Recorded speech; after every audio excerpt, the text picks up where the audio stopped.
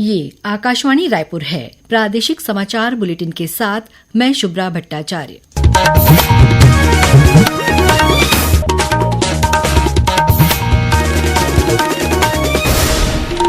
और अब पेश है आज के मुख्य समाचार। वित्त मंत्री ने आज विधानसभा में प्रस्तुत किया आर्थिक सर्वेक्षण। राज्य में प्रति व्यक्ति आय 9% से अधिक बढ़ी। बीजापुर जिले में सुरक्षा बलों ने अलग अलग स्थानों से 18 माओवादियों को गिरफ्तार किया। छत्तीसगढ़ उच्च न्यायालय ने प्रदेश में मेडिकल स्नातकोत्तर पीजी में प्रवेश की प्रक्रिया को निरस्त कर दिया है। और छत्तीसगढ़ माध्यमिक शिक्षा मंडल की 10वीं और 12वीं बोर्ड परीक्षाएं कल 1 मार्च से शुरू होंगी। अब समाचार विस्तार से। राज्य विधानसभा के बजट सत्र के चौथे दिन आज वित्त मंत्री ओपी चौधरी ने वर्तमान वित्तीय वर्ष का आर्थिक सर्वेक्षण सदन के पटल पर रखा। वित्त मंत्री ने बताया कि आर्थिक सर्वेक्षण के अनुसार इस साल छत्तीसगढ़ के सकल राज्य घरेलू उत्पाद में वृद्धि दर 7.51% रहने का अनुमान लगाया गया है। यह वृद्धि राष्ट्रीय औसत से अधिक है।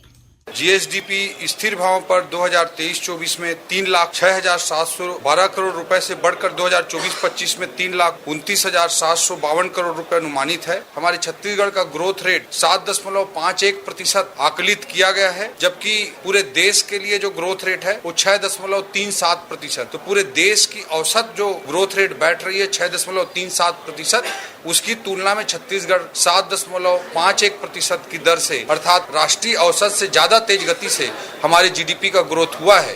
आर्थिक सर्वेक्षण के अनुसार राज्य में प्रति व्यक्ति आय में 9% से अधिक वृद्धि अनुमानित है। वर्ष 2023-24 में राज्य में प्रति व्यक्ति आय करीब 1,49,000 थी, जो इस वर्ष बढ़कर लगभग 1,63,000 होने का अनुमान है। वित्त मंत्री ने कहा कि राज्य में तीनों प्रमुख सेक्टर कृषि, उद्योग और सेवा क्षेत्र में वृद्धि देखने को मिल रही है। इससे किसानों की आमदनी बढ़ेगी और ग्रामीण अर्थव्यवस्था को मजबूती मिलेगी। राज्य में डिजिटल अरेस्ट के 12 प्रकरण सामने आए हैं, जिसमें 168 करोड़ रुपए की ठगी की गई है। ये जानकारी उप मुख्यमंत्री और गृह मंत्री विजय शर्मा ने आज विधानसभा में एक प्रश्न के उत्तर में दी। प्रश्नकाल के दौरान भाजपा विधायक धर्मलाल कौशिक ने प्रदेश में डिजिटल अरेस्ट के मामलों के बारे में जानना चाहा था। विधायक अजय चंद्राकर ने राज्य में साइबर क्राइम को रोकने के लिए उठाए गए कदमों के बारे में पूछा। इस पर गृह मंत्री विजय शर्मा ने बताया कि 168 करोड़ रुपए की ठगी की राशि में से करीब 5 करोड़ 20 लाख रुपए की राशि पीड़ितों को वापस कराई गई है। गृह मंत्री ने बताया कि साइबर ठगी के मामले में पुलिस ने 347 आरोपियों को गिरफ्तार किया है। राज्य में साइबर भवन स्थापित किए गए हैं। साथ ही प्रदेश के सभी 5 पुलिस रेंज में साइबर थानों की स्थापना की गई है। सभी जिलों में साइबर सेल भी खोला गया है। उन्होंने बताया कि राज्य के 6 पुलिस अधिकारी साइबर कमांडो की ट्रेनिंग ले रहे हैं। विधानसभा में आज नेता प्रतिपक्ष डॉक्टर चरणदास महंत और अन्य कांग्रेस विधायकों ने प्रश्नकाल में कांग्रेस प्रदेश अध्यक्ष दीपक बैज के घर कथित रेकी कराने का मुद्दा उठाया। इस मुद्दे पर सदन में काफी हंगामा हुआ। कांग्रेस विधायक गर्भगृह में पहुंचकर नारेबाजी करने लगे, जिससे वे स्वमेव निलंबित हो गए। बाद में विधानसभा अध्यक्ष ने विधायकों का निलंबन समाप्त किया। इसके बाद भी कांग्रेस के विधायक सदन की कार्रवाई में शामिल नहीं हुए और सदन के बाहर गांधी जी की प्रतिमा के सामने प्रदर्शन किया। वहीं सदन में आज राज्यपाल के अभिभाषण पर धन्यवाद प्रस्ताव पर चर्चा हुई, जिसमें मुख्यमंत्री विष्णुदेव साय, विधायक किरण सिंह देव, पुन्नूलाल मोहिले और अन्य भाजपा विधायक शामिल हुए। बीजापुर जिले में सुरक्षा बलों ने अलग अलग स्थानों से 18 माओवादियों को गिरफ्तार किया है। इनमें से 10 माओवादियों को गुंजेपर्ती के जंगल से गिरफ्तार किया गया। वहीं बासागुड़ा इलाके से 7 और भैरमगढ़ से 1 माओवादी को गिरफ्तार किया गया है। इनके पास से 2 टिफिन बम और अन्य विस्फोटक बरामद किए गए हैं। बीजापुर जिले में ही 3 माओवादियों ने आत्मसमर्पण किया है। जिले के डीएसपी शरद जायसवाल ने बताया कि इन माओवादियों को 25-25 हजार रुपए की प्रोत्साहन राशि प्रदान की गई है। गंगालूर एरिया कमेटी अंतर्गत पीड़िया आरपीसी के 1-1 लाख के 2 इनामी माओवादी सहित कुल 3 माओवादियों ने पुलिस के समक्ष आत्मसमर्पण किया है। वर्ष 2025 में अब तक 45 माओवादियों ने आत्मसमर्पण किया है। 119 माओवादी गिरफ्तार हो चुके हैं एवं 56 माओवादी मुठभेड़ में मारे गए हैं। आत्मसमर्पण कर समाज की मुख्य धारा में जुड़ने वाले सभी माओवादियों को प्रोत्साहन स्वरूप 25-25 हजार रुपए नगद राशि प्रदान किया गया है। वहीं सुकमा जिले में भी आज एक माओवादी दंपत्ति सहित 7 इनामी माओवादियों ने आत्मसमर्पण किया है। जिले के पुलिस अधीक्षक किरण चौहान ने बताया कि इन माओवादियों पर कुल 32 लाख रुपए का इनाम घोषित था। जिला पुलिस और सीआरपीएफ द्वारा जो नक्सल अभियान चलाया जा रहा है उससे प्रेरित होकर 7 नक्सलियों ने आत्मसमर्पित किया है। ये जो सरेंडर नक्सली है ये जिले में जो बड़ी बड़ी घटनाएं घटित हुई थी जैसे मिनपा 2020 टेकलगुडम 2021 की जैसे अम्बुश में शामिल हुए थे। प्रादेशिक समाचार आप आकाशवाणी रायपुर से सुन रहे हैं। छत्तीसगढ़ की खबरों से है आपका वास्ता और खबरों की विश्वसनीयता से है हमारा वास्ता।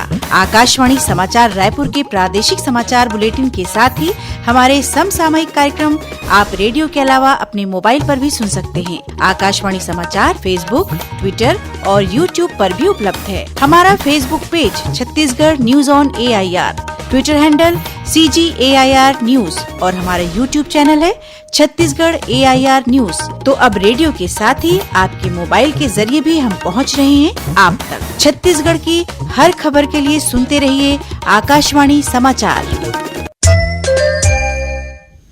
और अब आगे बढ़ते हैं बाकी के समाचारों की ओर। छत्तीसगढ़ उच्च न्यायालय ने प्रदेश में मेडिकल स्नातकोत्तर PG में प्रवेश की प्रक्रिया को निरस्त कर दिया है। प्रवेश प्रक्रिया में गड़बड़ी को लेकर दायर याचिका पर सुनवाई के बाद हाईकोर्ट ने मेडिकल PG में नए सिरे से प्रवेश प्रक्रिया शुरू करने और इसका लाभ सभी संबंधित उम्मीदवारों को देने का आदेश जारी किया है। याचिका पर सुनवाई मुख्य न्यायाधीश रमेश सिन्हा और न्यायमूर्ति रविन्द्र कुमार अग्रवाल की डिवीजन बेंच में हुई। छत्तीसगढ़ माध्यमिक शिक्षा मंडल की 10वीं और 12वीं बोर्ड परीक्षाएं कल 1 मार्च से शुरू होंगी। इसके लिए सभी आवश्यक तैयारियां पूरी कर ली गई हैं। 12वीं बोर्ड की परीक्षा 1 मार्च से शुरू होकर 28 मार्च तक चलेगी। वहीं 10वीं बोर्ड की परीक्षा 3 मार्च से 24 मार्च तक आयोजित की जाएगी। परीक्षा सुबह 9 बजे से 12:15 बजे तक होगी। आज राष्ट्रीय विज्ञान दिवस मनाया जा रहा है। प्रतिवर्ष 28 फरवरी को महान भौतिकी विज्ञानी सर CV रमन द्वारा रमन प्रभाव की खोज के उपलक्ष्य में यह दिन मनाया जाता है। प्रधानमंत्री नरेंद्र मोदी ने राष्ट्रीय विज्ञान दिवस के अवसर पर सभी को शुभकामनाएं दी हैं। सोशल मीडिया पर पोस्ट करते हुए श्री मोदी ने कहा कि जिज्ञासा विज्ञान की जननी है। प्रधानमंत्री ने कहा कि विज्ञान और ज्ञान मिलकर हर समस्या के समाधान का द्वार खोलते हैं। इधर छत्तीसगढ़ के मुख्यमंत्री विष्णुदेव साय ने आज जशपुर जिले के बगिया में राष्ट्रीय विज्ञान दिवस के अवसर पर आयोजित अन्वेषण कार्यक्रम का अवलोकन किया। इस दौरान उन्होंने प्रदेश के युवाओं को विज्ञान और नवाचार के माध्यम से विकसित भारत के निर्माण में महत्वपूर्ण योगदान देने के लिए प्रेरित किया। राष्ट्रीय विज्ञान दिवस के मौके पर आज रायपुर स्थित शासकीय छत्तीसगढ़ कॉलेज में विकसित भारत के लिए स्वदेशी तकनीक विषय पर संगोष्ठी आयोजित की गई। इस अवसर पर वाद विवाद और ड्राइंग प्रतियोगिता का आयोजन भी किया गया। श्रोताओं, प्रादेशिक समाचार एकांश के समसामयिक विषयों पर आधारित कार्यक्रम बातों बातों में के तहत इस बार बजट के विभिन्न पहलुओं पर वित्त विशेषज्ञ शंकर झा से ली गई भेंट वार्ता प्रसारित की जाएगी। ये कार्यक्रम कल 1 मार्च को सुबह 10:30 बजे आकाशवाणी केंद्र रायपुर से प्रसारित होगा। इसे छत्तीसगढ़ स्थित आकाशवाणी के सभी केंद्र रिले करेंगे। प्रवर्तन निदेशालय ED द्वारा की जा रही कार्रवाई के विरोध में कांग्रेस कल राज्य के सभी जिला मुख्यालयों में विरोध प्रदर्शन करेगी। वहीं 3 मार्च को कांग्रेस कार्यकर्ता राजधानी रायपुर में ED ऑफिस के सामने धरना प्रदर्शन करेंगे। कांग्रेस के प्रदेश अध्यक्ष दीपक बैज ने आरोप लगाया कि केंद्र सरकार राजनीतिक द्वेष की भावना से ED का दुरुपयोग कर रही है।